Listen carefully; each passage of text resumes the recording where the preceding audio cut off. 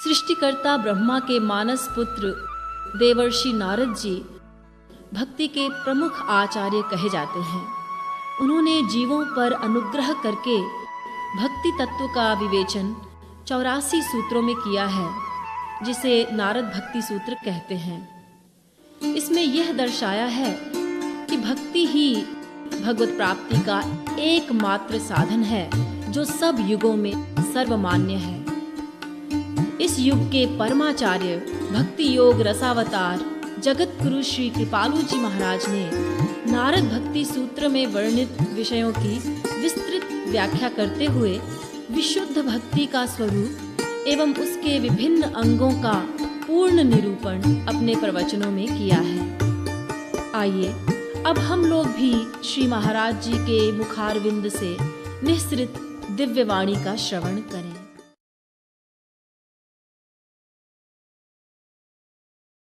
कल सा न कामयमाना निरोध रूपत्वात् इस नारद भक्ति सूत्र की व्याख्या की गई और बताया गया कि सबसे निंदनीय तामसी कामना है, फिर राजसी, फिर सात्विक, फिर मुक्ति। इतनी कामनाएं तो सर्वथा त्याज्य हैं। इसके आगे श्री कृष्ण संबंधी कामना निंदनीय नहीं है, अपितु वंदनीय है। श्री कृष्ण संबंधी काम, क्रोध, लोभ प्रत्येक अवगुण दिव्य हो जाते हैं, क्योंकि आश्रय तत्व दिव्य है, शुद्ध है, निर्विकार है। किंतु साधनावस्था में भगवत संबंधी सकामता से भी हानि हो जाती है। सिद्धावस्था की बात पृथक है, किंतु साधनावस्था में अगर हम श्री कृष्ण से उन्हीं के विषय चाहते हैं तो भी हमारी साधना में व्यवधान हो सकता है, होता है, होगा, क्योंकि अभी हमारी वह अवस्था तो है ही नहीं जिससे अंतःकरण शुद्धि कहा जाए। अभी तो हम साधना भक्ति कर रहे हैं। दूसरी बात ये कि हम जब प्रारंभ में कोई लक्ष्य बना लेते हैं तो उसी लक्ष्य के अनुसार ही हमारी भाव देह की स्थिति बलवती होती है। ये जो आपका पंचमहाभूत का देह है, इसके अतिरिक्त साधना भक्ति से, भाव भक्ति से, यानी नवधा भक्ति से भाव देह बनता है। तो यदि हमारा लक्ष्य सकाम भक्ति का होगा, अर्थात श्री कृष्ण संबंधी कामना, ध्यान देना, संसारी कामना तो समाप्त, मोक्ष पर्यंत की चर्चा हम अब आगे नहीं करेंगे। श्री कृष्ण संबंधी जो कामना है, ऐसी सकामता जो है, इस सकामता से क्या क्या हानि होगी, इस पर हमको विचार करना है। तो श्री कृष्ण संबंधी सकामता जैसे संसार संबंधी कामना की पूर्ति न होने पर हमारा प्रेम घट जाता है, माँ से, बाप से, बेटे से, बीवी से, पति से, हमारी कामना की पूर्ति उससे जितने परसेंट कम होती जाएगी उतने परसेंट हमारा प्यार भी समाप्त हो जाएगा। तो यही फार्मूला भगवान के यहां भी लागू होगा।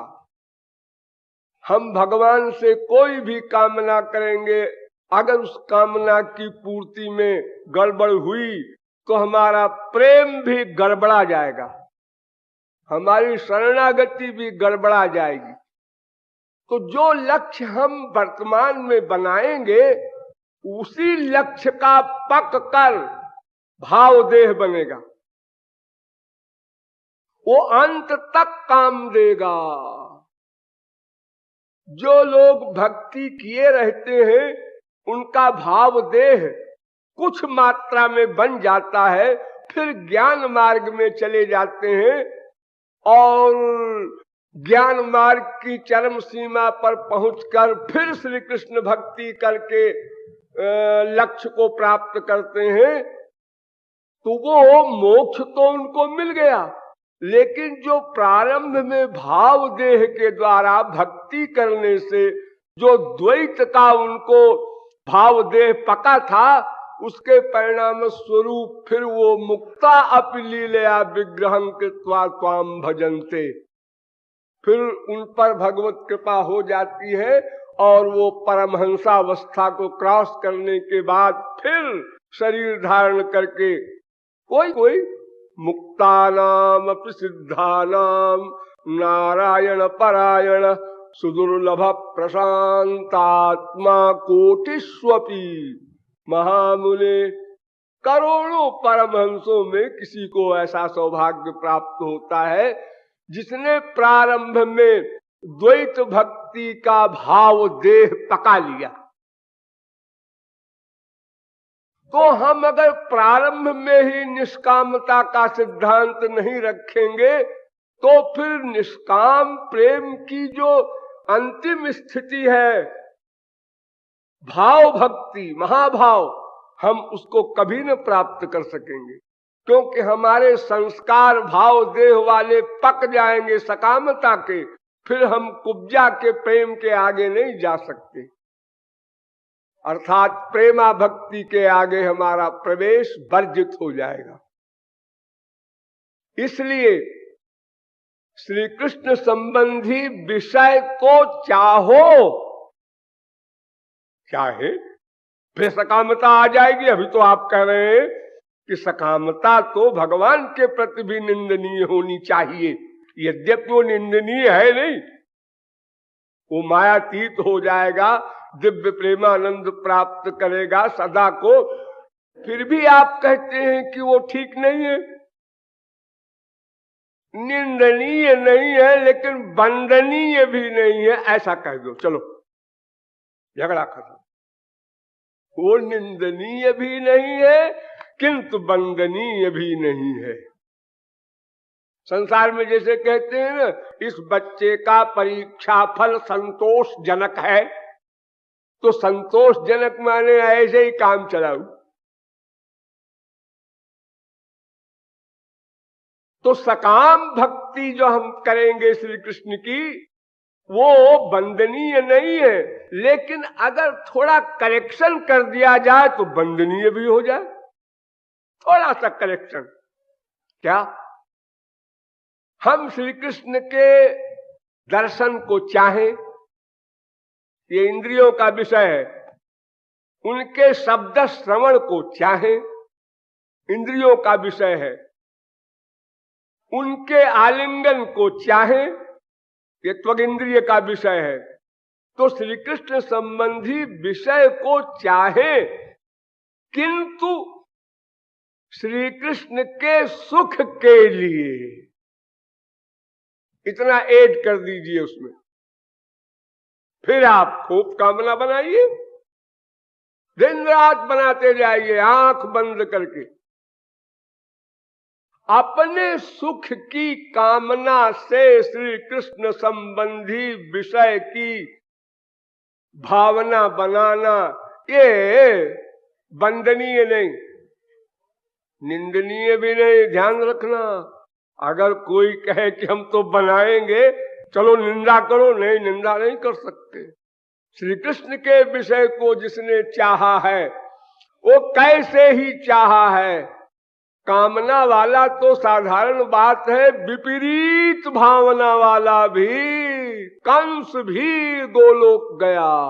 आसीन संविशंस्तिष्ठन् भुंजान पर्यटन महीम चिंतयानु ऋषिकेशो मपश्यत् तन्मयं जगत।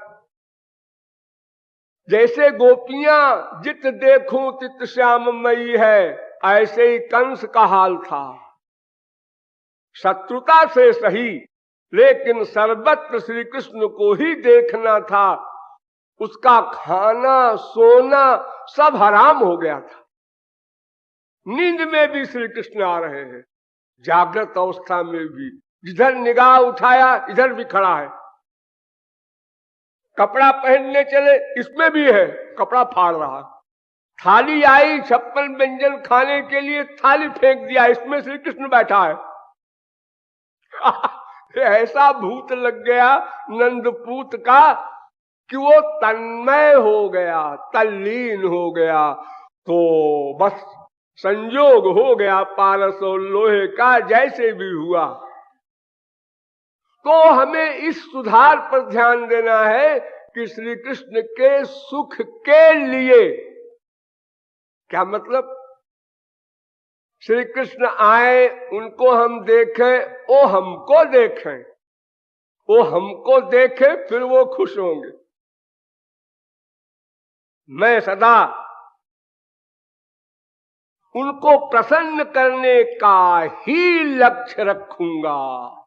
एक सेंटेंस रट लीजिए रोम रोम से, श्याम सुंदर के सुख के लिए ही श्याम सुंदर का दर्शन चाहेंगे, सेवा चाहेंगे, सब चीज चाहेंगे, लेकिन उनकी इच्छा के विपरीत नहीं। अगर श्याम सुंदर आ गए और हम आलिंगन को व्याकुल है और वो कहते चुप खड़े रहो भाई, तो विभोर होके देखते रहो कि देखो आलिंगन की तो इनको बड़ी इच्छा हो रही, लेकिन एक्टिंग कर रहे हैं, खड़े रहो, चलो कोई बात नहीं, हम खड़े रहते हैं। उनकी हर कृति में, हर व्यवहार में आनंद रियलाइज करना, बुद्धि का प्रवेश ना होने पाए, ये मेन पॉइंट। ऐसा क्यों कहते हैं खड़े रहो? उसको तो चिपटा लिया, हमको कहते हैं खड़े रहो। ये विपरीत चिंतन हो गया। विपरीत चिंतन हुआ कि प्रेम का महल ढह गया, जैसा कि संसार में हुआ करता है रोज। आरंभ गुरुवी क्षयणी क्रमेण, ऐसा नहीं। प्रेम तो उसे कहते हैं लघवी पुरा वृद्धिमती च पश्चात।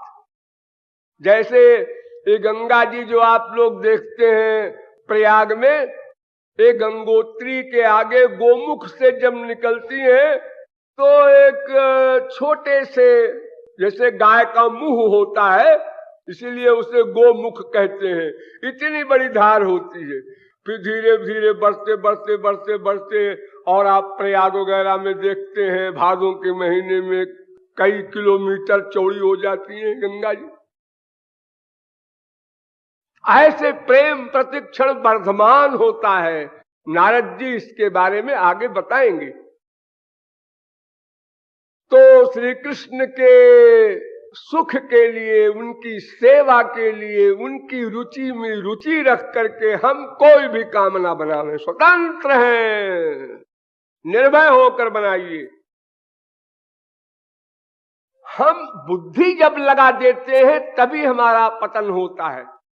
ऐसा वो क्यों नहीं करते? कौन? श्री कृष्ण। श्री कृष्ण कौन है? सर्वज्ञ ब्रह्म है। वो गलती करते हैं? नहीं, गलती तो नहीं करते। फिर तुमने कैसे सोचा उन्होंने ऐसा क्यों नहीं किया हमारे लिए? अरे कहीं पर माँ बेटे को चिपटाती है उसके कल्याण के लिए, और कभी झापड़ लगाती है, कभी किसी प्रकार के बहाने की डर दिखाती है, तो भगवान भी हमारे कल्याण के लिए कभी संजोग देते हैं, कभी वियोग देते हैं, कभी अमीरी देते हैं, कभी गरीबी देते हैं, कभी हट्टा कट्टा हमको बना देते हैं, कभी बीमार बना देते हैं। किस समय क्या करने में हमारा कल्याण है ये हम क्या समझेंगे। हमको केवल ये रियलाइज करना है कि वे जो कुछ करते हैं ठीक करते हैं, बस इसके आगे कुछ सोचना नहीं। सोचा कि गया बृहस्पति सरस्वती का बाप हो कोई, अनंत जन्म हमारे इसीलिए बिगड़े हैं, चल रहे हैं और लगा दिया खोपड़ी, अबाउट टर्न हो गए। फिर फील किया अरे क्या खोपड़ी लगाते हैं, हम भी ऐसे बेवकूफ हैं, गधे हैं, ठीक है अब नहीं लगाएंगे, फिर लगा दिया। इतना अहंकार है बुद्धि का हम लोगों को कि इतना भी नहीं सोच पाते कि हमारी बुद्धि माइक है, उस क्षेत्र में प्रवेश नहीं कर सकती। तो श्री कृष्ण संबंधी कामना ही न बने ये बहुत अच्छा है, लेकिन कामना न बने का मतलब ये न लगा लेना कहीं कि श्री कृष्ण के दर्शन स्पर्श आदि की कामना को समाप्त कर दिया जाए। तो ऐसे निष्काम भक्त तो सारे नास्तिक हैं। वो न श्री कृष्ण का दर्शन चाहते हैं, न स्पर्श चाहते हैं, न कोई उनका नाम तक सुनना नहीं चाहते। तो क्या वो उनको गोपियों की सीट मिलेगी?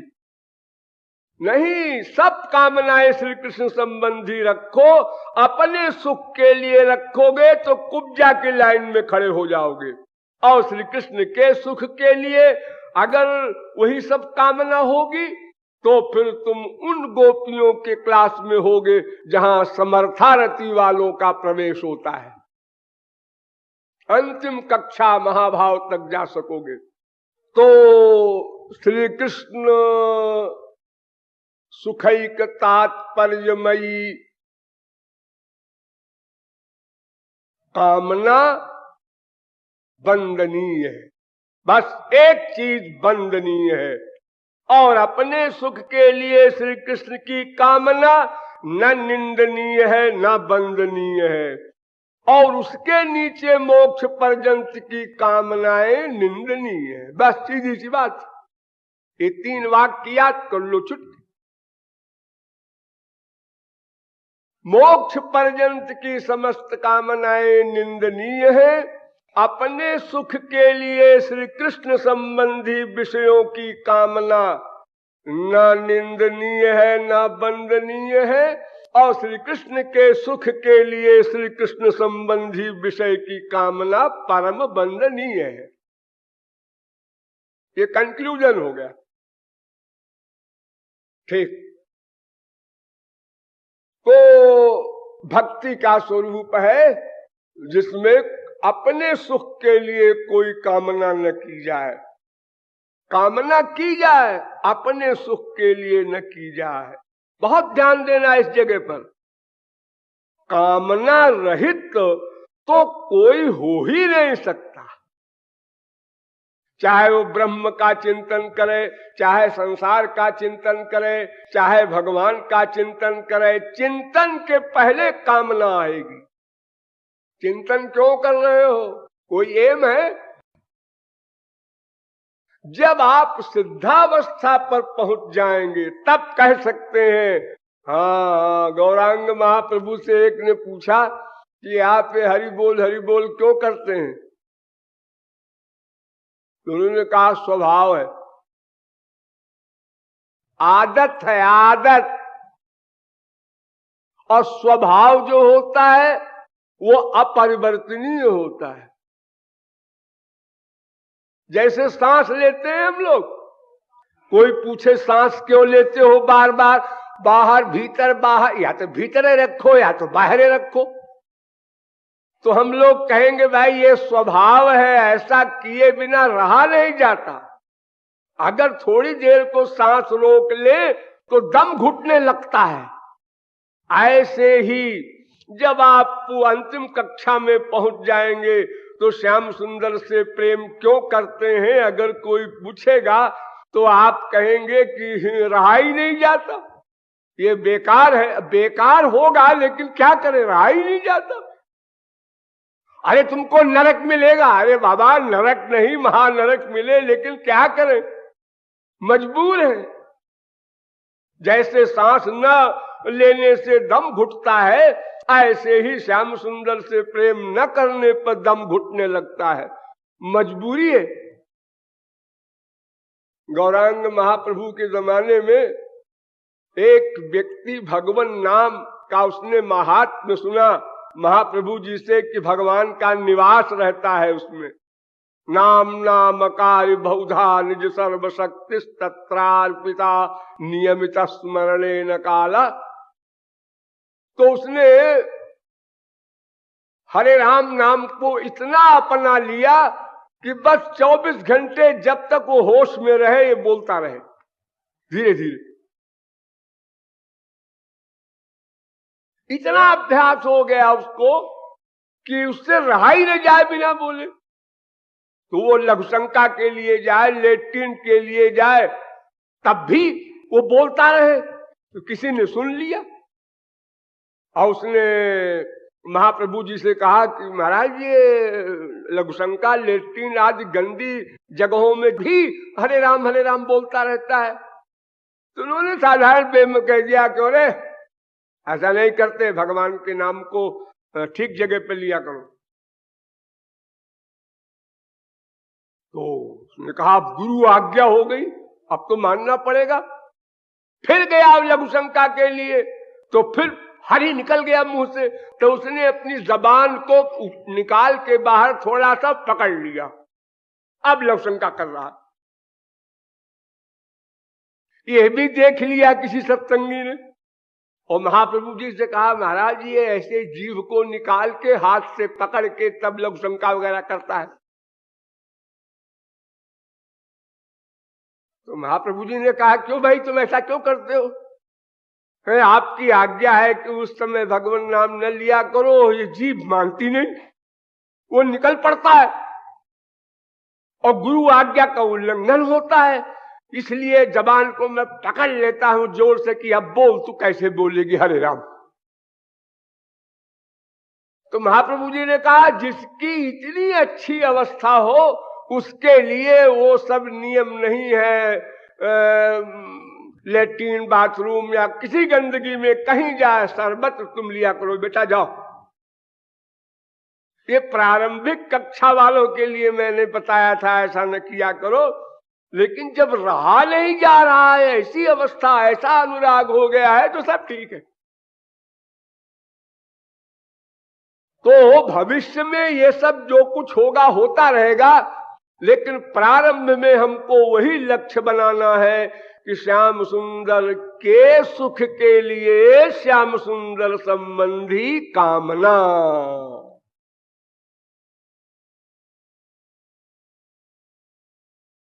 ये भक्ति में कामना नहीं रहती, क्यों?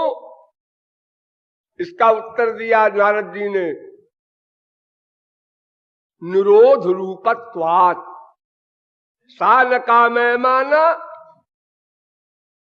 ये काम युक्त नहीं है भक्ति, क्यों?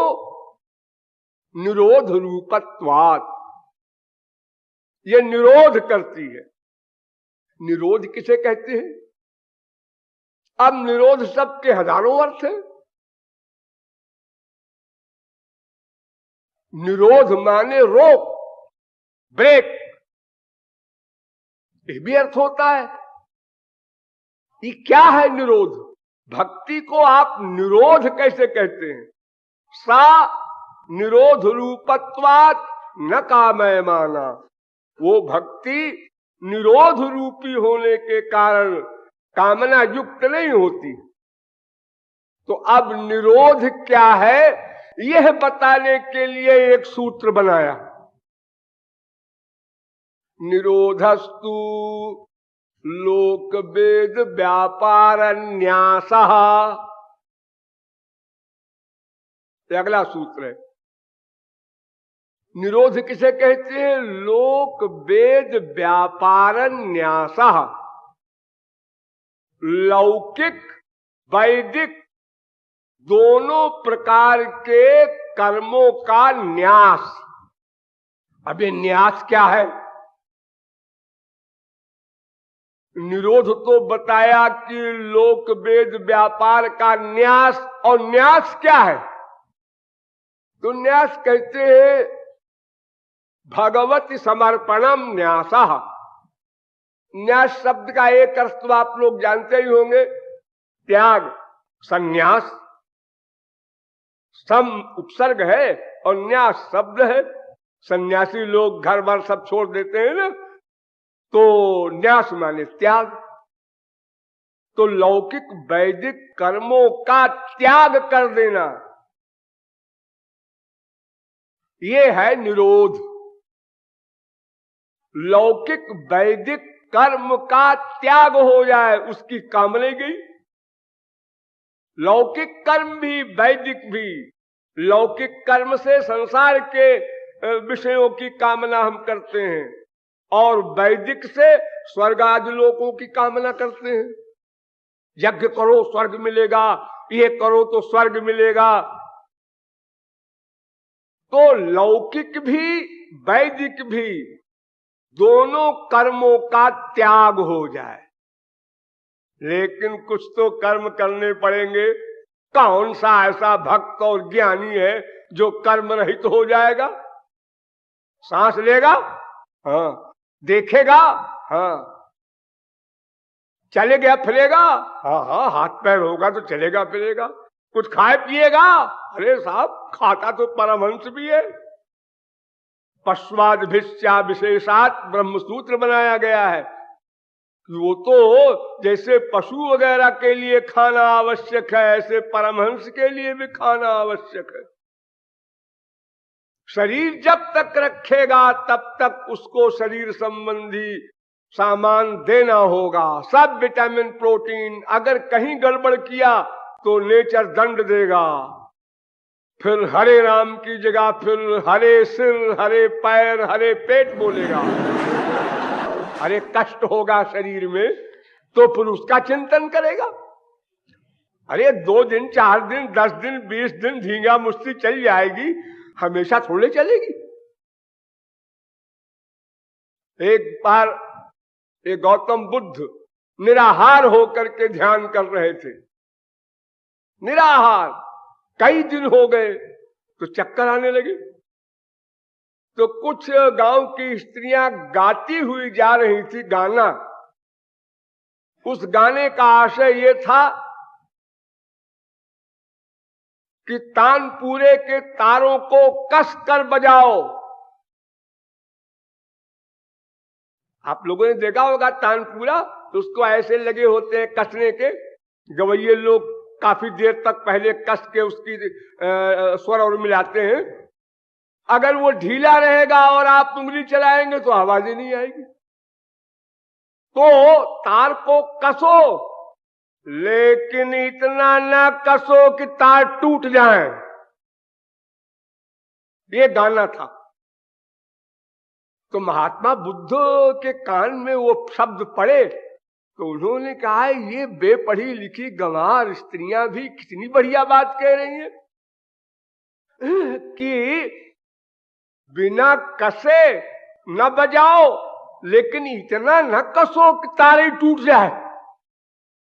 यानी नात्यस्नतस्त योगोस्ति न चैकांत मनस्नतः। इसी बात को गीता में भगवान ने अर्जुन से कहा कि अनाप शनाप खाने से भी साधना नहीं होगी, और खाना एकदम छोड़ दोगे इससे भी साधना नहीं होगी। युक्ताहार विहारस्य युक्त चेष्टस्य कर्मसु। आगे नारद जी भी एक सूत्र लिखे हुए हैं इसी के लिए, बाकायदा। लोकोपितावदेव किंतु भोजनादि व्यापारस्त्वा शरीर धारणावधि, ये नारद भक्त सूत्र है। तो निरोध ये कि लोक वेद दोनों प्रकार के फल देने वाले जो भी कर्म है उनको हम त्याग दें, लेकिन कुछ कर्म ऐसे हैं, शारीरिक कर्म जिसे कहते हैं, वो करने पड़ेंगे, सबको करने पड़ेंगे। नहीं देह भृता शक्यम त्यक्तुम कर्माण्य शेषतः, गीता। सारे कर्मों का त्याग कोई देहधारी नहीं कर सकता।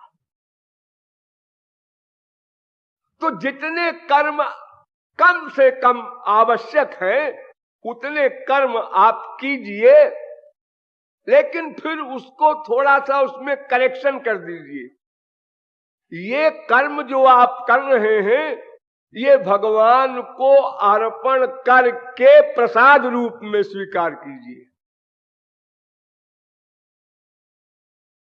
चलो सबसे जो बेकार का कर्म है उसकी बात करते हैं।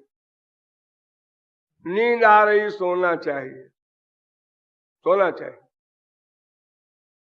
ये सोना एक कर्म है, नींद लेना एक कर्म है। अब हम सोने चले, अपने सुख के लिए नहीं, होशियार हो जाओ यहीं पर, अपने सुख के लिए नहीं। नींद आएगी तो सपना होगा तो श्याम सुंदर मिलेंगे, उनकी लीलाएं देखेंगे। हे श्री कृष्ण आज ऐसी कृपा करना, नींद में तुम खूब हमको दिखाई पड़ो, ये सोच के सो जाओ। ये आपका सोना भी हो गया स्पिरिचुअल। अथवा ये सोच लो जल्दी सो जाएं ताकि सवेरे ब्राह्म मुहूर्त में उठकर श्री कृष्ण भक्ति करें, और अगर सोएंगे नहीं तो फिर शरीर ठीक नहीं रहेगा, तो फिर श्री कृष्ण सेवा वाली बात हमारी बिगड़ जाएगी। चलो ऐसा सोच लो। यानी हमारे प्रत्येक कार्य भगवान को अर्पित करो, फिर प्रसाद लो।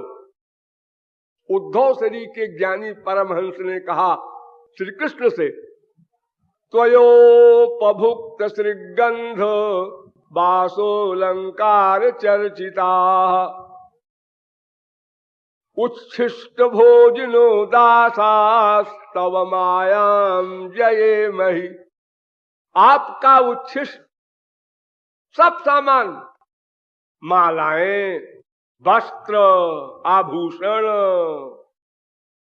इत्र, सबका सेवन करेंगे, आपको चढ़ाकर देकर समर्पित करके प्रसाद रूप में उसको ग्रहण करेंगे, तो वो हानिकर तो होगा ही नहीं, अपितु इतना लाभकर हो जाएगा कि तव मायाम जये मही।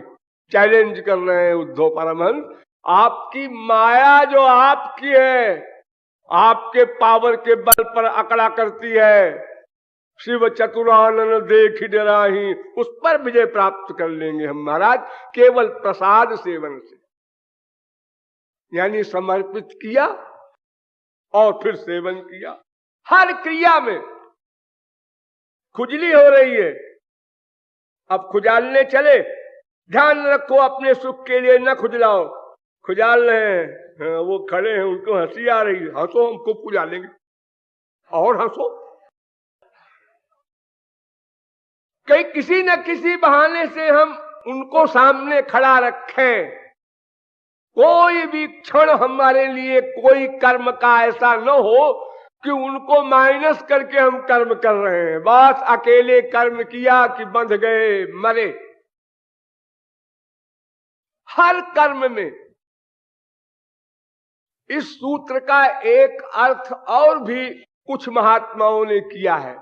वो कहते हैं लौकिक कर्म भी करो, वैदिक कर्म भी करो, लेकिन वो जो यहाँ न्यासा कहा गया है तो वो कहते हैं भगवान को समर्पित कर दो। जैसे हम रागानुगा भक्ति के अनुसार आपको बता रहे हैं कि जितने में काम चल जाए ऐसे शारीरिक कर्म करो, लेकिन उसको भी समर्पित करके प्रसाद रूप में।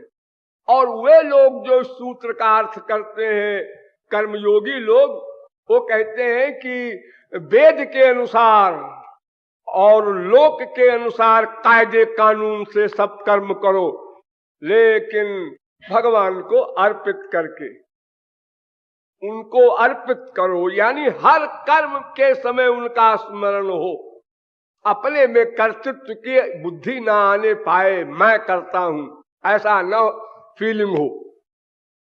यत् कृतं यत् करिष्यामि तत्सर्वं न मया कृतं त्वया कृतं तु फलभुक् त्वमेव मधुसूदन। देखिए, एक गहराई से एक बात समझ लीजिए, हमेशा को छुट्टी मिले। हम लोग कुछ भी करते हैं तो मैं करता हूं ऐसी अहंकार की फीलिंग होती है। मैंने किया, मैं करूंगा, मैं दिखा दूंगा, मैंने ऐसा किया, मैंने ऐसा किया, मैं ऐसा करूंगा, मैं ऐसा करूंगा। ये जो बीमारी पाल रखा है हम लोगों ने, ये ऐसी बीमारी है जैसे आप लोगों ने यहां कई बार सुना है कि वो चिमटा कहता है कि मैं ये आग पकड़ लूंगा, ये जलती कटोरी पकड़ लूंगा और मैं ये कर लूंगा। ये चिमटा बकवास कर रहा है, तो हाथ हंसता है चिमटे के इस बकवास को सुनकर। अरे गधे, अगर मैं ना तुझको पकड़ के गवर्न करूं तो दूसरे को क्या पकड़ेगा, तेरा पकड़ना ही बंद हो जाएगा। ये तो मेरा कमाल है, हाथ का कमाल है कि वो चिमटे को पकड़ने की बात कराता है। अब हाथ को अहंकार हो गया, मैं सब कुछ हूं, मैं करता हूं, चिमटा फिमटा कुछ नहीं करता। उधर से मन आया, उसने कहा है जड़ हाथ, तेरी क्या हैसियत है? अगर मैं न साथ हो जाऊं तो तू हाथ, जैसे मरने के बाद हाथ होता है या गहरी नींद में हाथ पड़ा रहता है, ऐसे ही पड़ा रहेगा। तू क्या चिमटा पकड़ेगा? जब मन बुद्धि आएंगे तभी तो चिमटे के लिए हाथ में पकड़ने की वो क्रिया प्रारंभ होगी। चिमटा है कहां ये भी तो मन बुद्धि बताएगी, हाथ देखने का काम थोड़े करता है। और फिर पकड़ने के लिए भी बुद्धि की आवश्यकता है। जैसे चिमटे को पीछे से पकड़ करके आगे जो दो हिस्से रहते हैं उससे पकड़ा जाता है, अगर मन बुद्धि नहीं साथ देंगे तो आगे वाला तुमने पकड़ लिया और पीछे वाले से उठाना चाहा कोई सामान। अरे बिना बुद्धि के तो कोई वर्क हो ही नहीं सकता। हाथ क्या करेगा, पैर क्या करेगा? जब आंख कान नाक एक जो ज्ञानेंद्रियां हैं वो कुछ नहीं कर सकती, तो हाथ पैर तो कर्म इंद्रिय है, ये क्या करेंगी बेचारी? अब मन बुद्धि को अहंकार हो गया, बस यहां तक आप लोग आते हैं। इसके आगे आप नहीं जानते।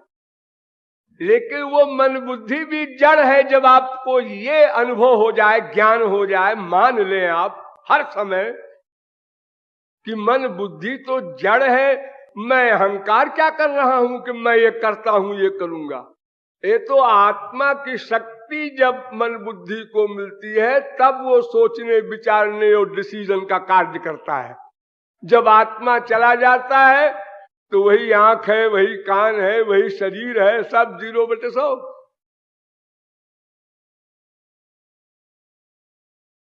तो आत्मा करता है, हाँ, लेकिन ये भी गलत।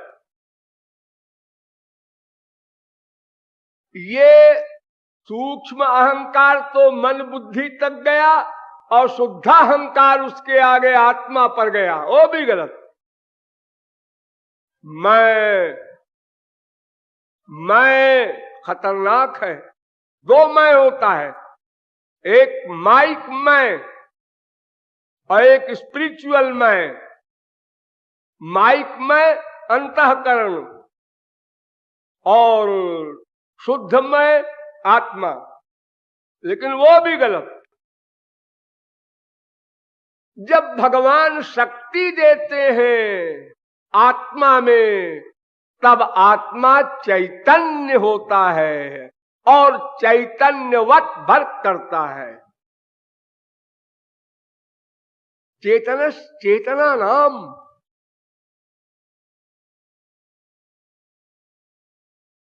चेतन को चेतना देने वाला भगवान है। तो भगवान ने किया, भगवान ने आत्मा में शक्ति दी, आत्मा ने बुद्धि में, बुद्धि ने मन में, मन ने फिर इंद्रियों में, ये लिंक चली जा रही है। तो प्रत्येक कर्म का कर्ता भगवान है पक्के तौर से। हम जबरदस्ती बीच में बने जा रहे हैं अध्यक्ष। अरे भाई, किसी के नाम चेक है और वो बैंक वाला रुपया देता है उसके बदले में, और बैंक वाला कहता है अरे हमारी खुशामद करो, तुमको 1 लाख रुपया दिया है। अरे गधे, 1 लाख तूने मेरा रुपया दिया मुझको, तेरा है क्या हो? अरे तुझको तो 4,000 तनख्वाह मिलती है, वो ड्यूटी कर रहा है, रुपया तो मेरा था, एहसान किस बात का? तो भगवान की शक्ति के द्वारा चैतन्य आत्मा और आत्मा की शक्ति के द्वारा जड़ इंद्रिय मन बुद्धि वर्क करते हैं। फिर हम अहंकार कैसे करें, क्यों करें कि हम करते हैं, हमने किया है। ये सबसे बड़ा शत्रु है, मैं करता हूं। तो इस मैं को मिटा भी नहीं सकते आप। इसलिए रसिकों ने कहा, आश्रय अभिमान जाई जन मोरे, मैं सेवक। मैं श्री कृष्ण का दास हूं, मैं दास। मैं दास लगा दिया तो मैं भी कुछ हूं गया, प्लस कर दिया। ज्ञानी लोग इस मैं को माइनस करने की साधना करते हैं, भक्त लोग प्लस करने की साधना करते हैं, जोड़ देते हैं और आगे वो कहते हैं सोहम, ये कहते हैं दासोहम। अरे इतने दास दास दास दास दासोहम चले जाते हैं बोलते हुए। तो जो ये अर्थ करते हैं कि लोक वेद के कर्मों को ठीक ठीक करो। देखिए, 2 प्रकार के महापुरुष हमारे इतिहास में हुए हैं। कुछ तो ऐसे होते हैं जो संसार में आदर्श स्थापित करते हैं। भगवान के अवतार भी 2 प्रकार के होते हैं और संत लोग भी 2 प्रकार के।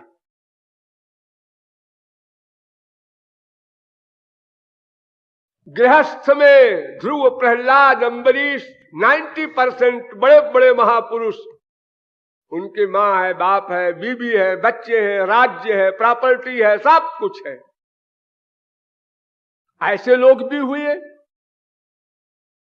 और ऐसे लोग भी हुए कि सर्वं त्यक्त्वा, यानी स्वरूप से ही कर्म का त्याग कर दिया और कोई चक्कर नहीं उनके आगे पीछे, केवल श्री कृष्ण स्मरण।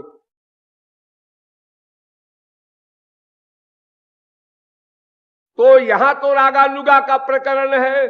नारद जी यहां ये बता रहे हैं कि लौकिक वैदिक कर्मों का त्याग कर दो, किंतु जितने कर्म आवश्यक हैं, करने हैं, या अभी तुम्हारी वो अवस्था नहीं आई, गृहस्थ में रहते हो, कुछ कर्म तो लौकिक भी करने पड़ेंगे, कुछ कर्म वैदिक भी करने पड़ेंगे।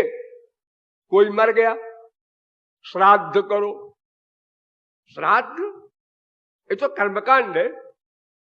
हाँ हाँ ठीक है, नहीं करोगे तो लोग क्या कहेंगे, बाप की प्रॉपर्टी सब ले लिया और 1000-2000 भी नहीं खर्च कर सका, देखो कैसा मक्कार है, कृतघ्नी है।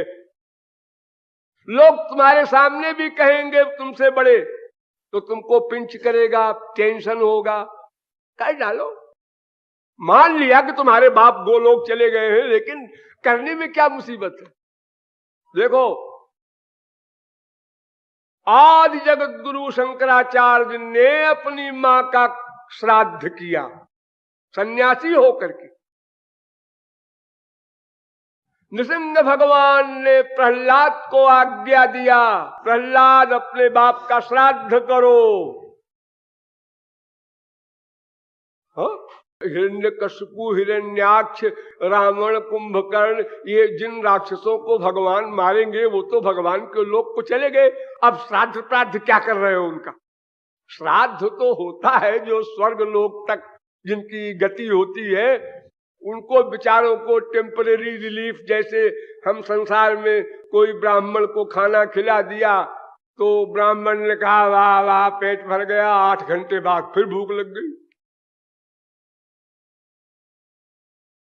लेकिन आदर्श स्थापन के लिए भगवान के अवतार भी और महापुरुष भी वैदिक कर्म करते हैं, लौकिक कर्म करते हैं। और गृहस्थी लोग जो सर्विस कर रहे हैं, बिजनेस कर रहे हैं, शरीर पोषण के लिए कुछ न कुछ कर रहे हैं, तो ऐसे लोगों के लिए भी इतना जान लेना है कि भगवान को समर्पित करके ही किसी वस्तु का सेवन करना। हर क्रिया में भगवान को बीच में खड़ा करना, सीधी सी बात यह है। कोई भी क्रिया हो भगवान साथ में है, ये भूलना नहीं है, तो कोई गलती होगी नहीं हमसे। हम अभी अभी आंसू बहा रहे हैं श्याम सुंदर के लिए, एक धक्का लग जाता है किसी से तो यूं गुस्सा करते हैं। ऐसा क्यों? इसलिए कि हम हरि और गुरु को सदा अपने साथ नहीं रियलाइज करते। वरना जिस समय हमें धक्का लगा, इनके अंदर श्याम सुंदर बैठे हैं, अच्छा अच्छा बदतमीजी कर रहे हैं धक्का लगा कर। हम अपना लाभ उठावें, हमको इससे क्या मतलब, वो क्या सोच रहा है, वो धक्का लगा है कि लगाया गया है, कि सद्भावना है कि दुर्भावना है, भाड़ में जाए। हमको अपने स्वार्थ से मतलब होना चाहिए। जल्दी जल्दी चल करके अपनी मंजिल तय करें।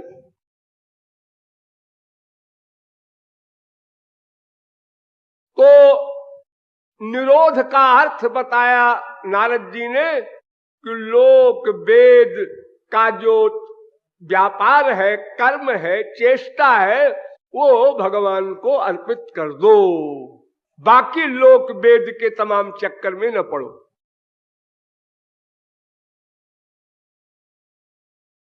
लेकिन इससे निरोध का अर्थ पूरा नहीं होता, तो दूसरा अर्थ और करते हैं निरोध का। तस्मिन् अनन्यता तद्विरोधिषु उदासीनता च। 2 सूत्र बनाए निरोध के अर्थ के लिए, 2 सूत्र। निरोधस्तु लोक वेद व्यापारन्यासः, एक सूत्र। और तस्मिन् अनन्यता, कहीं कहीं किसी ग्रंथ में तस्मै अनन्यता भी पाठ है इस सूत्र का, दोनों ठीक है। और तद विरोध उदासीनता च, ये बढ़िया परिभाषा है। भगवान में अनन्यता हो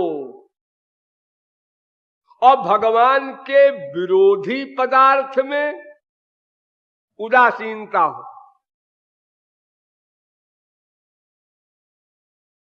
एक स्पीच मैंने अनन्यता की दी है प्रारंभ में, आप लोगों को याद होगी, इसलिए उसको अनावश्यक हम दोबारा रिवीजन नहीं करेंगे, आगे बढ़ना है। अनन्यता का सीधा सा अर्थ यही है कि भगवान संबंधी, श्री कृष्ण संबंधी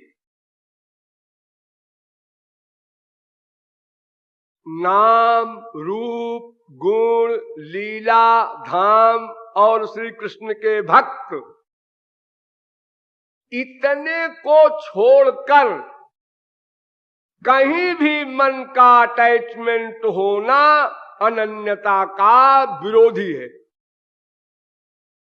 अनन्य शब्द का सीधा सा अर्थ होता है न अन्य, अन्य में मन न हो, केवल श्री कृष्ण में हो।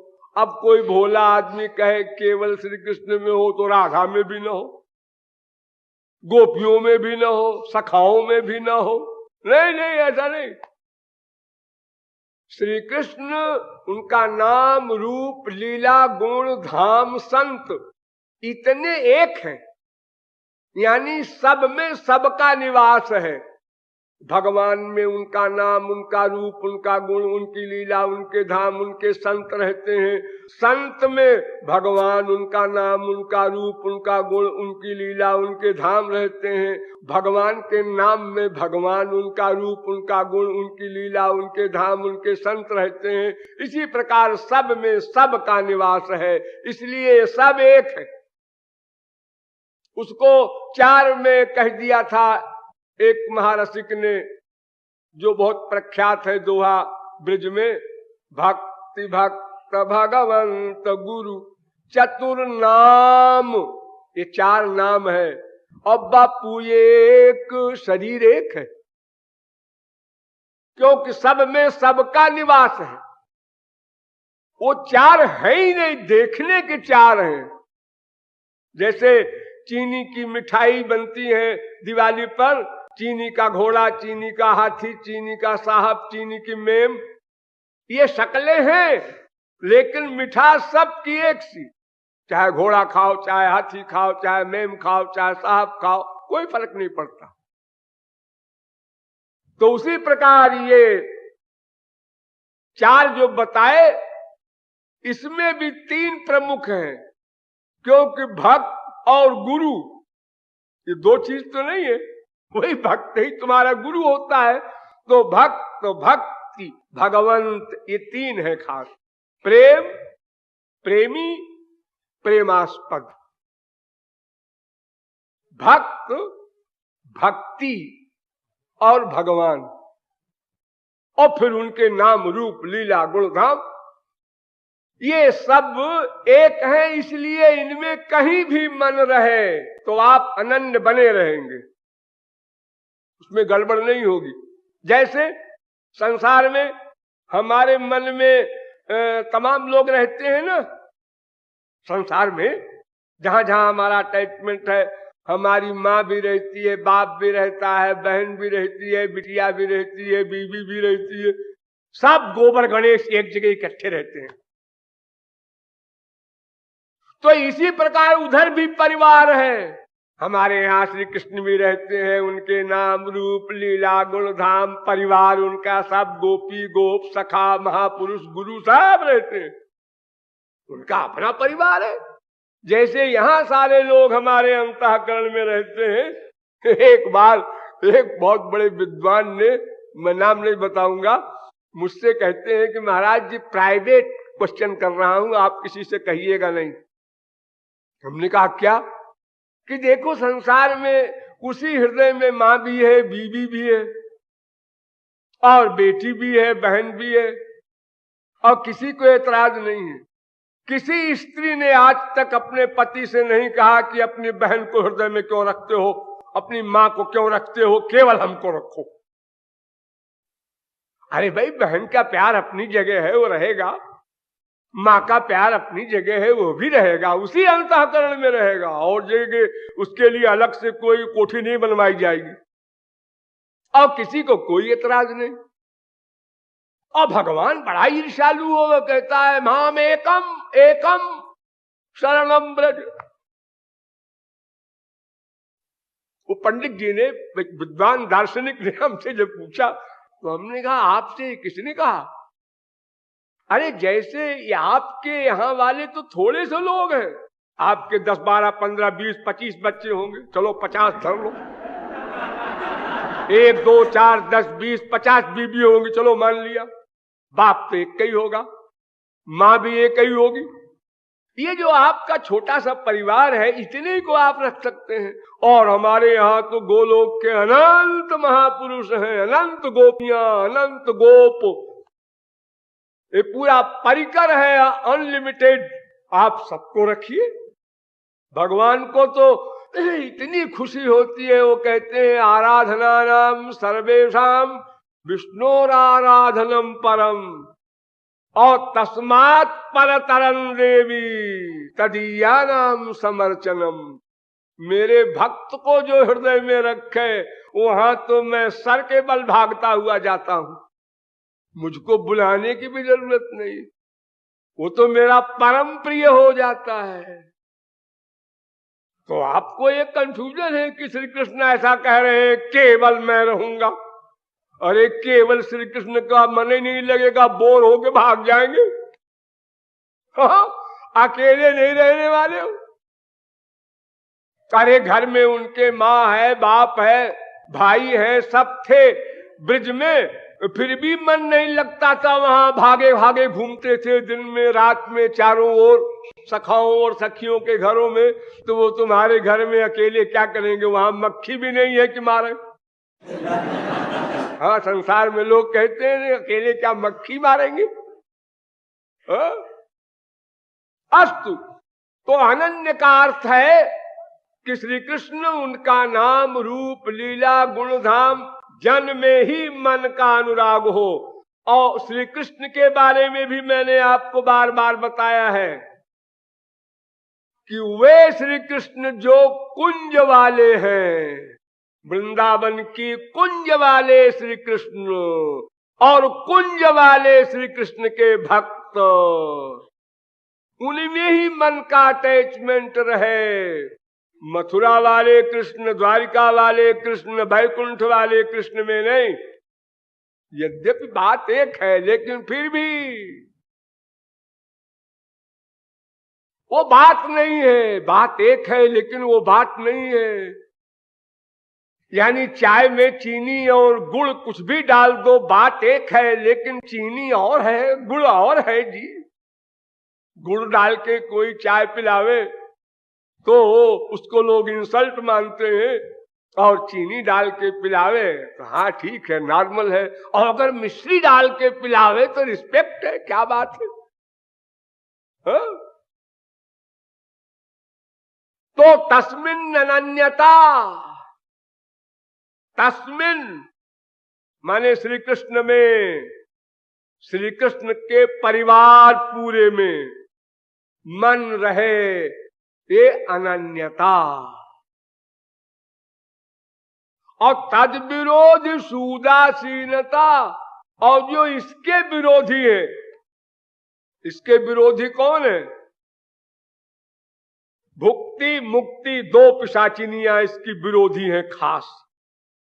भक्ति की विरोधी दो, एक भुक्ति एक मुक्ति। यानी ऊपर का डंडा अलग अलग रहे तो भुक्ति, यानी ये बंधन कारक द्वंद्वात्मक जगत, जीव ब्रह्म अलग अलग है, शरणागत नहीं है, विमुख है। और डंडा ऊपर का मिल जाए उसका नाम मुक्ति, यानी ब्रह्म से एकत्व हो गया। शब्द के लिखने में ही कितनी बड़ी साइंस है। तो भुक्ति मुक्ति ये विरोधी पदार्थ हैं, और परव्योम लोक वाले विरोधी नहीं समझना। उन्हें जैसे विनोद में रसिक लोग कह देते हैं आप महाविष्णु की परवाह नहीं, आप कमला की परवाह नहीं। ये सब श्री कृष्ण के ही एरिया वाले हैं, ऐसा मत कर देना गड़बड़ वहां। हाँ, अब रस वैलक्षण की बात अलग है लेकिन वो निंदनीय नहीं है। वो श्री कृष्ण के स्वांश है, स्वांश। मैंने बार बार बताया है कि विभिन्नांश और स्वांश का ध्यान रखना। स्वांश जो होते हैं वो भगवान ही होते हैं, उनका ही अभिन्न स्वरूप होता है। लेकिन जो विभिन्न अंश हैं, चाहे देवता लोग हों और वरुण इंद्र कुबेर अग्नि, जितने भी ये स्वर्गलोक के देवता हैं, ये सब हमारी एरिया वाले हैं, हमारी कैटेगरी के हैं। हम ही लोग यज्ञादिक करके वो सीट पाते हैं। तो ये विरोधी पदार्थ है। विरोधी पदार्थ से उदासीन रहना, ध्यान दो। उदासीन माने क्या? ना राग हो ना द्वेष हो, न दोस्ती न दुश्मनी, उसको उदासीनता कहते हैं। आपके घर में कोई न कोई ऐसा होगा, आपके करीब वालों में होगा, जो आपकी खिलाफत करता होगा। अरे भाई कहां गए थे? मनगढ़। क्या है, शादी वादी थी? नहीं नहीं, साधना करने गए थे, भजन करने। अरे क्या है, आपको भी खप्त सवार है, ये साधना की उम्र है? अरे जब शरीर बेकार हो जाए, चलना फिरना असंभव हो जाए, तब भगवान भगवान करते हैं लोग। कैसे आप चक्कर में पड़ गए? अब वो लेक्चर झाड़ रहा लंबा चौड़ा, जबकि वो भगवान शब्द का अर्थ भी नहीं जानता, जीरो है स्पिरिचुअल सब्जेक्ट से, लेकिन लंबा लेक्चर ढाल दिया। अरे भगवान तो अंदर है, सब जगह है, वही तो बोलता है। ये राम राम श्याम श्याम करके क्या उसका तुम्हारा खुदा तुम्हारा भगवान बहरा है, चिल्लाते हो? ये सब दिखा रहा है, शो है, सब हमको पसंद नहीं। जितनी अकल है उतना बेचारा बोल देगा। अब आप क्या करेंगे? ये बदमाश पड़ोसी, ये बदमाश दोस्त, ये बदमाश रिश्तेदार, ये बदमाश बेटा, ये बदमाश बाप, ये बदमाश पति। अब जो जो विरोध करेगा आपकी साधना में, आपको गुस्सा आएगा, नेचुरल आएगा।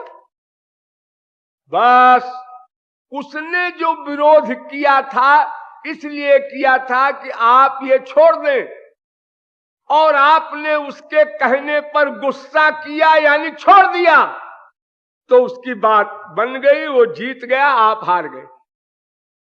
आप विरोध में लग गए। मन तो एक ही है ना। जब मन दुश्मनी का चिंतन करेगा, क्रोध में अनुरक्त हो जाएगा, तो फिर वो हरि गुरु का चिंतन कैसे करेगा? अगर किसी ने एक वाक्य बोल करके आपके दिमाग में टेंशन पैदा कर दिया, तो वो जीत गया, आप हार गए, बेवकूफ बन गए। एक सेंटेंस ने बेवकूफ बना दिया आपको, और अमूल्य निधि जो इस समय आपके पास थी, श्री कृष्ण का गुरु का चिंतन कर रहे थे, उसने छीन लिया और घोर गंदगी में आपके अंतःकरण को डुबो दिया। इसलिए द्वेष नहीं करना है किसी से।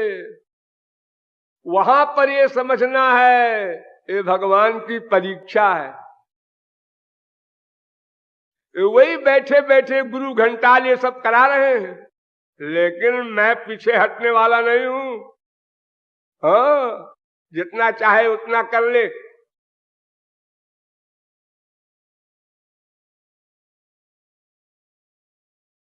एक मनगढ़ का कुत्ता था, तो एक कुत्ता बाहर से आया अयोध्या से।